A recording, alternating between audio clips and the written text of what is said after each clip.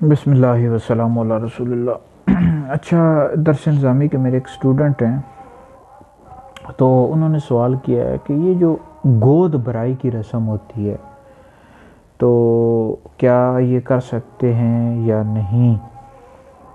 تو اس حوالے سے یاد رکھیں، یہ جو عورتیں حاملہ ہوتی ہیں اور بچہ یا بچی پیدا ہونے سے پہلے گود برائی کی رسم ہوتی ہے، تو خاندان کی عورتیں آتی ہیں اور ان کی گود میں پھل فروٹ رکھتے ہیں، یا پھر پھل فروٹ رکھتی ہیں یا پھر کچھ اور آہار ڈالتی ہیں۔ تو اس حوالے سے پوچھ رہے ہیں۔ دیکھیں، یہ انگریزوں کی رسم ہے، انگریزوں سے آئی ہے، وہ لوگ یہ کام کرتے ہیں۔ اسلام سے اس کا کوئی تعلق نہیں ہے۔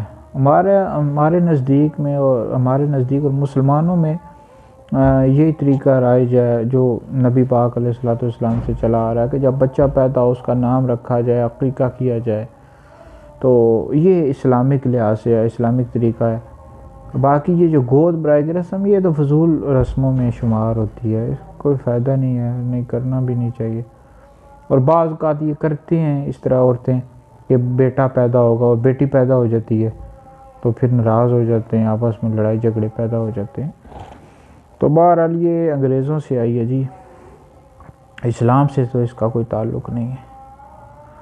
تو بہرحال اگر کوئی کرتا بھی ہے تو ناجائز اور گناہ تو نہیں ہے، لیکن اس میں ایک بات یہ بھی یاد رکھی جائے کہ پھر عورت کی اگر گود برائی کی رسم ہو تو وہ مرد نہ آئیں، مطلب غیر مرد نہ آئیں، غیر محرم مرد، بعض اوقات وہ بھی آ جاتے ہیں اور بیٹھ جاتے ہیں ساتھ، تو اس طرح کریں گے تو پھر تو یہ ناجائز ہے، گناہ ہے۔